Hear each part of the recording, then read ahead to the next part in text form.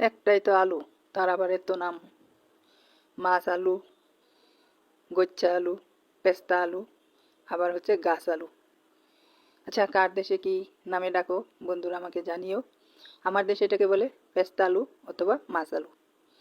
তো আজকের আমার রেসিপি এই আলুটা দিয়েই। আমি এখানে 1.5 কেজি গরুর মাংস নিছি।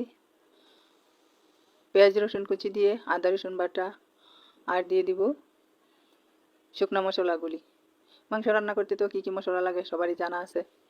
তো আমি সবগুলো উপকরণ দিয়ে কিছুক্ষণ মেখে নিয়ে আবারও কিছু সয়াবিন তেল দিয়ে আবারও কিছুক্ষণ মেখে আমি এখন হাতটা দিয়ে অল্প একটু পানি দিয়ে একটা ঢাকনা দিয়ে ডেকে কিছুক্ষণ কষিয়ে নিয়েছি। আবার ঢাকনা উঠিয়ে নাড়াচাড়া করে আবারও আমি কিছুক্ষণ রান্না করে নিয়েছি। তো বন্ধুরা, আমার মাংসটা কষানো হয়ে গেছে। এখন আমি ওই সুন্দরী আলুগুলি দিয়ে দিছি, যার এত নাম।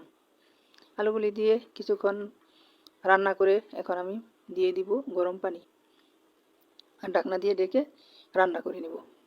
তো বন্ধুরা দেখো, এই সুন্দরী আলুর যে গ্রেভিটা কত সুন্দর লাগে, মনে হয় বিয়ে বাড়ির মাংস।